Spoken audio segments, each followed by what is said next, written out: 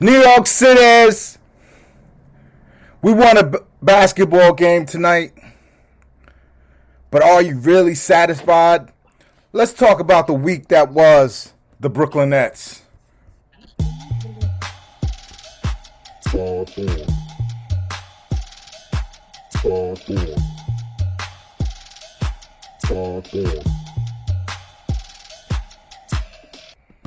I always forget you don't hear the theme music when we play it.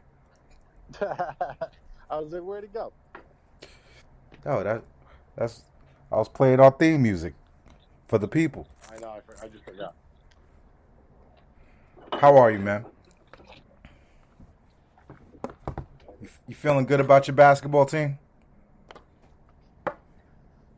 Um, yes and no. Why don't you get the I ball? feel Why don't you get the ball rolling? Go into it. Tell us how you feel.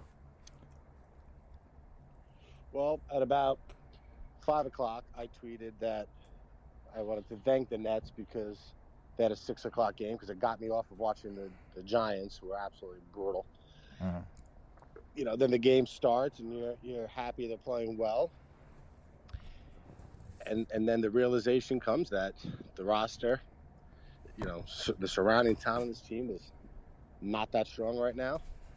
And then, KD reminds us that we have KD, and it's just like a very weird time right now as a Net fan because they're 19-8, Right. winning a lot of games. They just went 3-1 on a road trip. One of the game they lost was back to back with their, uh, you know, best player out. But it feels like something is wrong. It's like a relationship you've been in for a long time, and you just know it's not the same as it was. Yeah, and bigger than that, it's like you're living with the the neurotic nature of wanting to win a championship and being that close. Right, Like and nothing else matters. if this was the 2018-19 Nets, I would have been like, we We'd be ecstatic. exactly because that's our expectation. But we're not a team like the Bucks, a team like Philly with Thibault and those cats. They'll get a game plan in a playoff and lock in on that. And wear Like you down over 6, 7 games. we That's the fear right now. we would lose cheaply to some of these teams that are like the Bulls. The Bulls should not be able to beat a James Harden and KD led Nets team, but right now they're exposed, and part of that is because of the personnel.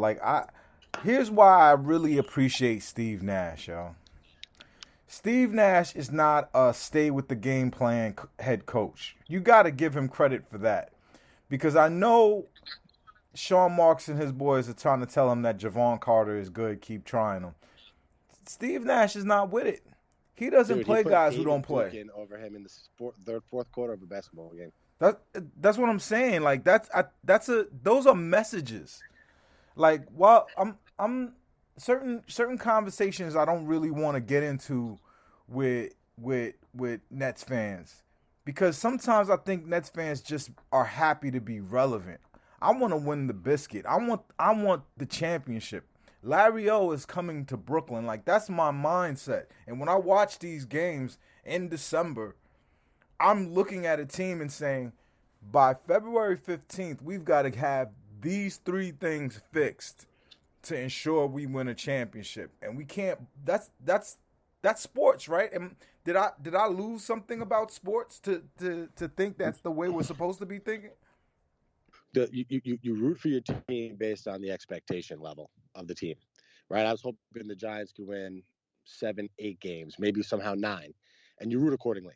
It's harder to go nuts over the results when you're just looking at it and you're like, there's deep rooted issues here.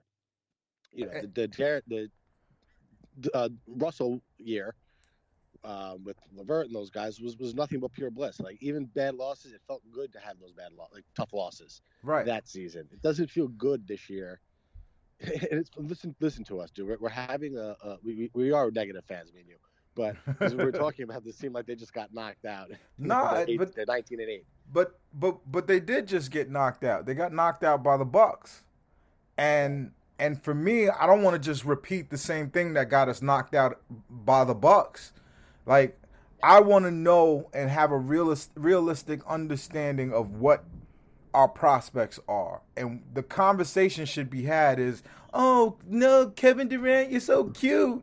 And Kyrie sent us a special message. Everybody, go get your Herkai, whatever the fuck, sweatsuits. I'm not that fan. I'm not a groupie. I'm not praying to God that one of the players takes a picture with me. You know how many times I could have taken a picture with a player and I just felt like a dweeb and didn't do it? Like, even my son, I don't know if I'm ruining his childhood, but sometimes he'll be like, "Oh my God, that's Bruce Brown," and I'll just be like, "Yo, fuck that nigga." Like, I'm sorry. I know that's a toxic fan in me, but I want to win. I want to win. That's all I care about. I want you to represent my team and win. Am I wrong? Like, Bam, what am I getting wrong about the sports thing? We're right and we're wrong. We're probably too negative. Myself included, obviously. I during some games I just can't control myself. But it's for the same reason. It's not, malintent. I don't hate the Nets. I love the team. And it's like if you have two kids, right? One's a little smarter than the other. Somebody gets a B and someone gets a C.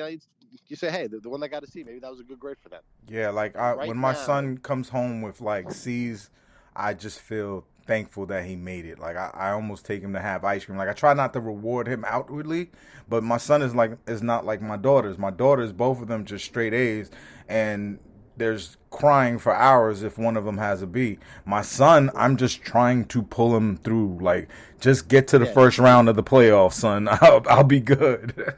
Well, you know what C's get, right? What do they get? Degrees. They damn sure do. They count. A's get hoorays, C's get degrees. Yep. I love that.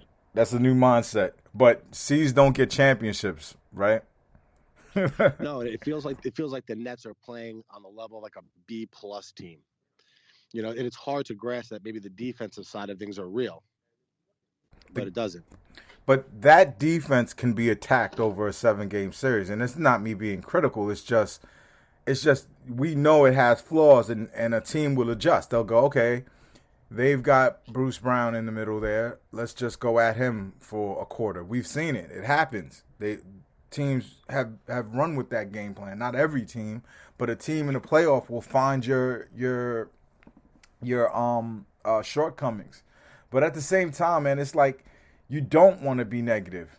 We have Kevin Durant, and right. and that's the amazing part of all of this. But at the same time, for me, that's what makes you negative.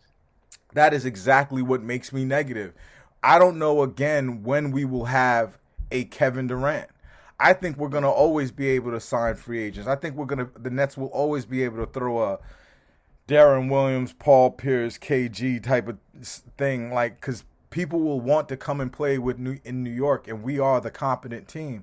It's just, will you have Kevin Durant? Will you have the very best player at the peak of his powers? You can't. The odds of it are slim. The odds of it will die. Think about it. It took me 34 years to get to that point. If you double it, I'm in dangerous territory. Exactly. He is seriously, like, I don't think people, even Knicks fans, don't say no Patrick Ewing. Like, they understand Kevin Durant is the best basketball player to ever play for a New York City team.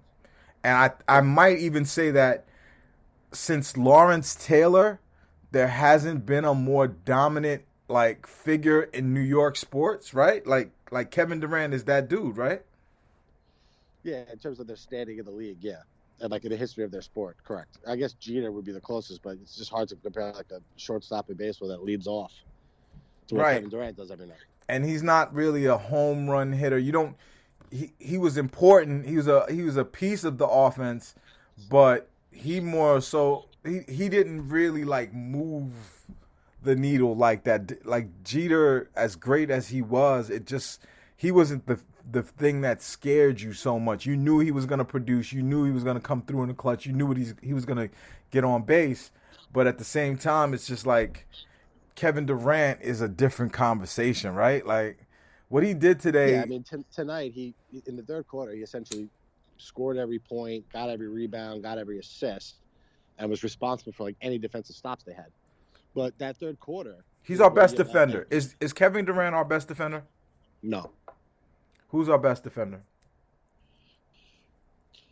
It could be him. I guess him, Bruce, and Claxton in some order. But... He is our best defender. He's smarter than Claxton. Claxton is more instinctual. He probably focuses on it because that's his bread and butter. That's what's going to keep him in the league and keep him having value is the fact that he could defend 1 to 5. But Kevin Durant is smarter. Like you'll see Kevin Durant make defensive plays that kind of like make you step back and go, okay, wow, like that guy really understands basketball. He knows the scouting report. Exactly. He really is at his locker quietly sitting reading the scouting report. That's Kevin Durant. Just like he's looking at the stats after the end of the game. But then you see that third quarter and he did all those things, and that's obviously great, right? Like I'm not going to complain that he could do that and that we have that. That's a luxury. You need that. But when I see us resorting to James Johnson bringing the ball up before because we can't beat a press for like a 6-minute spot, I understand Harden is out. I understand Kyrie and Harris aren't here. Mike James. But you don't want Harris bringing up the ball either. Right. And the guys they're playing tonight can't get the ball before. Patty Mills can't dribble. Let's be honest. He that's not what Patty Mills does. I don't want to. He's an off-ball shooter. Exactly. He's someone who you have to get him the ball, not he's gonna, bring the ball down or even set up an offense. It's not what he does, and I don't think that was a good expectation. Like I saw this video of I guess it was the Lakers coaching brain trust, and they kind of was going through and showing how they make decisions. I'm trying to wonder what they're sitting at that table talking to each other about when the data clearly shows, like, it's, you know what? Let me take that back. The Nets defensive data is so good. They're number one opponent's 3-point percentage.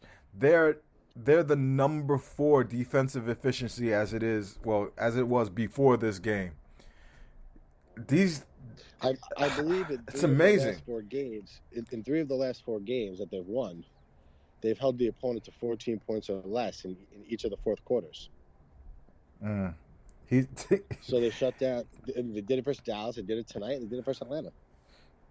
Shout out to Krista Bell, Miss Queen Bell, on Twitter. I know I'm butchering your handle. I know you check us out every now and then.